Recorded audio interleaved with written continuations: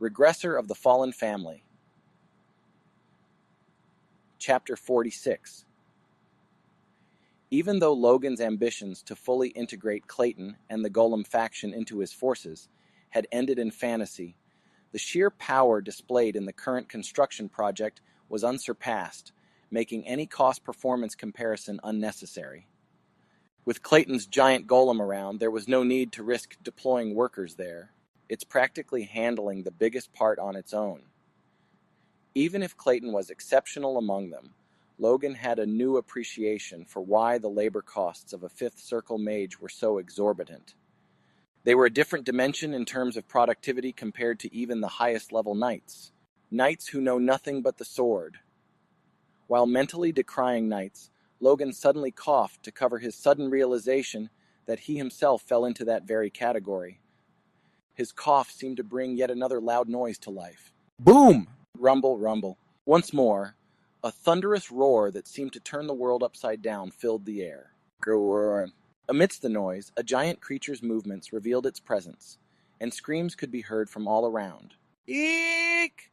Mother, I want to go home. Ted, catch that thing. How many in its family? Hey, you! Workers that had been gathered with difficulty collapsed in terror at the harrowing sight created by Clayton's golem. Among them was Dwayne, still with a look of utter defeat in his eyes. I must report to the head of the family. Seeing Dwayne trembling in the worker's disheveled state, Logan let a smirk escape without meaning to. The tunnel construction will be sufficient with just Clayton. There seemed to be no need to engage additional workers. Take all the workers to dig the canal. There's no need to leave anyone for the tunnel construction. Logan's current construction plans were to have the tunnel and dam completed as designed, so the water could flow throughout the wastelands that were going to be developed. The plan was to split the 8,000 workers between tunnel and canal construction, but it now seemed the plans could be altered. It looks like completion will be ahead of schedule. A pleasant premonition brought a smile to Logan's face. Yes! Hammer, who had been absent-mindedly watching the golem, was a little late to catch on to Logan's order and started rounding up the workers. This, too, turned out to be good news for them. Canal? Where is the water supposed to be? I mean, we can do it if ordered. Does this make any sense? Why bore holes in the mountain for nothing, and why overturn the soil? Hey, stop nagging. It beats lugging rocks, right? Besides, rumble, rumble. While the noise continued, the territory's people looked at the cliff generating the noise and shuddered before turning away. Everyone shared the same sentiment. Even if it was on their side, how could one not be terrified of a magical beast created by a mage? A single mistake from the over 20-meter-tall giant could mean an eternal farewell from this world. Let's just dig, right? Confident in that? Sure. The task of digging evenly spaced canals across the vast wasteland, which was estimated to span over 800 square kilometers and far beyond, carrying a width of over 40 kilometers, would not have been an easy task, even with the employment of the 8,000 workers. Yet, at this moment, not one person thought it would be difficult. Master, Lord, Master Patrick, come on. Bang, bang, bang! The urgency in Dwayne's pounding on the firmly locked door was palpable. Rumble, rumble. The distant sound of thunder made his knocking all the more frantic. The young lord is blowing up the territory. His voice now sounded almost pitiful. Bang! Bang! Please open the door. Thud. What has Logan done? Splat. The forceful knocking turned into a punch that drove flesh into flesh. Startled by the unfamiliar impact, Dwayne looked up to face a fist embedded in one of his eyes and a pair of angry red pupils staring back at him. Arr! Goosebumps erupted all over Dwayne's body as he leaped back in a bizarre scream, prompting a concise critique from Patrick. My apologies. It was a mistake. I'm truly sorry, Master. To think that I, who devote myself day and night to training, could be so careless. Seems I still have much to learn. Dwayne, it's as if you've awakened me. No, I didn't mean it like. Well then, shall we go inside and discuss this matter in more detail? Me too? Of course. Click. Creak. The moment before, Dwayne had been loudly pleading for the door to be opened. But now the door seemed like the gates of hell as it noisily swung open. Sabotage stories had it that Triton's territory made its doors out of ironwood, over 1 meter thick, and that inside lay an equally gray and menacing interrogation room. Really, I don't need to go inside. It's fine. Come in. At Patrick's urging, a reluctant Dwayne stepped into the training room. Kriek. Dwayne felt a new shiver run down his spine as the door closed with a gentle smile and noise. Because it wouldn't do for blood to splatter outside? The softly spoken words that leaked through the closing gap echoed down the empty hall. Thud. Master? A voice that seemed to scream from outside reached faintly through the thickly shut door. After that day, McLane's financial administrator Dwayne was bedridden with an inexplicable malaise and unable to return to work for a time. Something seemed strangely quiet with my father. Did the Ironblood sword and the arcane visibly cure him? Despite Dwayne's commotion multiple times, there was no response from the other side. Well, no response is even better. As Logan was smiling contentedly, a trembling sensation crept up from the ground beneath him. Rumble. The delayed sound reverberated as the surrounding workers began moving about in turmoil. Go, back to your stations. If Hammer comes out, start with clearing the collapsed rocks. Around Logan, workers smeared with soot and grime hurriedly scrambled about. It was the mining operation, not the new dam project, that had already been underway for some time. The mine, secretly staffed with workers from the Teslon stronghold, was unbeknownst to the McLaine stronghold and was rapidly progressing with the arrival of a catastrophic scroll. It was bound to be the greatest source of future funds. The dam has Clayton and the mine hammer. Everything seemed to be flowing smoothly. Then, into Logan's view staggered a dwarf, blackened as though doused in ink, dragging itself wearily forth. Ah, Hammer, you've worked hard. Ah, I can't take any more. Just kill me. Eh? Can I even rest? Can the work not proceed without me? Why must I be the only one slaving away like this? Logan, bewildered, could only stare at the unruly dwarf. Treated like cargo? Can't ride anything but ponies, so that ruthless human force tied me to one and made me travel back and forth between the tunnel and here. Ah. Watching the captain of the mine's mercenary guards, Kai, wince, Logan understood what had happened. It wasn't tough to guess why Hammer was grinding his teeth at the mere sight of him. Sensing the unfolding drama, Logan, a master of compassion, brushed off the servile uprising with a chuckle. That's right, you've been working hard, so from now on, you take charge of everything. Just report to me on the progress, and that'll suffice. What? Although Hammer had made an offhand comment about Logan not doing anything, in reality, Logan had been busily filling gaps, supplying materials, and overseeing work at the 2 construction sites, which was no small hassle. And having the lord of the territory oversee the work, whether present or not, made a significant difference in the laborer's efficiency. To separately manage that. This is all the tedious work for me, huh?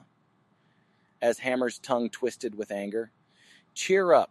I seriously promise you'll get a good rest once the work is finished. Does a good rest mean in the underworld, or just getting some acupuncture treatment? Confusion and rage swirled in Hammer's mind. But before the poor slave could articulate his situation, the cruel owner had vanished without looking back. Only then did the dwarf's outraged roar erupt. Damned spoil of Nee percentin. The mine's development would surely outpace the past, though the dam is a concern. As Logan brooded, he shook his head. No, it will work. It has to. If the wasteland venture failed, the McLaine family would be forced to squeeze out all resources, regardless of rumors, and prepare for war. Hoping for the plan's success to afford a bit more leeway, Logan began to consider both failure and success scenarios for the dam and started redrafting his future plans. Moments later, resolved, Logan made his way to the location housing the territory's only artifact, the communication orb. The construction materials will be delivered without any issues. I've easily agreed to a monthly rate of 100,000 gold, given our existing timber trade. Anyway, once the mine's set up and the wasteland is developed, the territory will change drastically. I ought to visit sometime. That's great. You should come next year. Yet another comment about next year. What are you basing these remarks on? Not that you'd tell me if I asked. No. Now I actually have to tell you. It's a dangerous matter. Oh? When I was at the Sword Guild, I heard some troubling news. Of course, Logan had never heard such a thing, but it was a necessary lie for the story he needed to tell. Troubling news?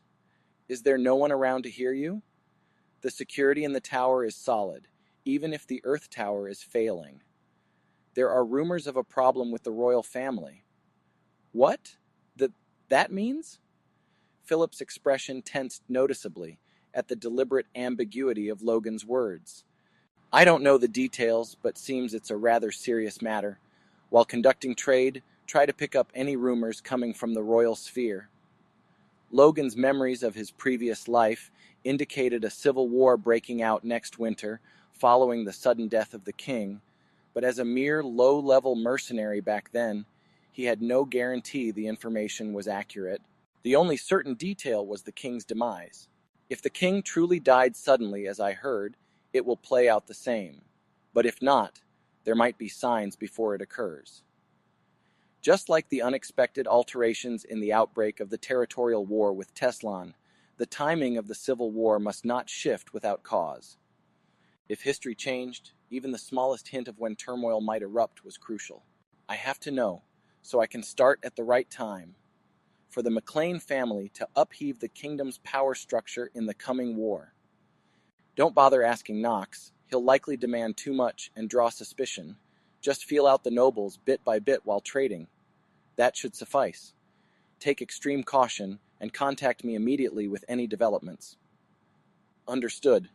This seems quite serious. And the lead into this conversation was also a stepping stone for what was yet to come.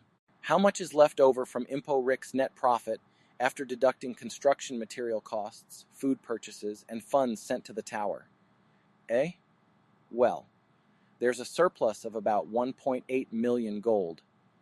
Then set aside 500,000 as an emergency fund, and buy as many spears, swords, and armors as you can afford to send over. At Logan's words, Philip's face darkened even more. Is the royal issue really that serious? Possibly so. Anyway, send equipment enough to fully arm 1,500 men by this winter. This isn't a joke. A joke? Spread out your purchases and collect them separately. It might cost more, but that's fine. Buying so much weaponry at once could attract unwanted attention. Logan's tone deepened Philip's expression, but still, the merchant couldn't resist an objection. But 1,500 men? I believe there are fewer than 100 knights in the McLaine family, if I'm not mistaken. It's not for the knights. It's for the soldiers. Hearing that, Philip reacted almost violently. You're going to fully arm all the soldiers? Have you lost your mind? Whatever serious mood had been there vanished, replaced by incredulity, making Logan suppress a smirk. Well, one could see it that way. A properly forged metal spear and sword, chainmail to protect vital body points, and additional metal armor. Even basic equipment, if of good quality, would cost nearly 1,000 gold per person. And they need horses too. That would double the budget. In essence, Logan was planning to invest close to 3 million gold by winter to provide knight-level equipment to his soldiers. But even so, can the soldiers beat the knights? With that money, you could make gear for the knights. An objection that was only to be expected at this moment. Current warfare was dominated by extraordinary beings like knights and mages. Although there were trainees enduring harsh training with dreams of knighthood, regular soldiers were mere supports for the knights. Spending such a huge sum on soldier gear, that's foolish. With so much money, you have to spend it efficiently. You who once crafted a weapon to sweep away ordinary soldiers, what are you thinking? Such a reaction was, in some ways, completely justifiable. Yet Logan had different thoughts. Too many territory citizens died in the last war. The first war after his return was won relatively easily through preparations, but the death toll among regular soldiers was higher than expected. Though largely due to Teslan deploying even conscripts, these losses reduced the expected yields from the territory for the year, largely because those dead included males from Teslan's stronghold. That's why I need to minimize conscription. Future wars couldn't continue, relying on consuming conscripts. It would be self-sabotage. Besides, once the empire-wide war starts, poorly equipped conscripts would be literal cannon fodder. The escalating expense of properly arming soldiers may seem excessive to some, but to Logan, it was a surefire investment in the survival and future success of his territory's people and his family's ambitions.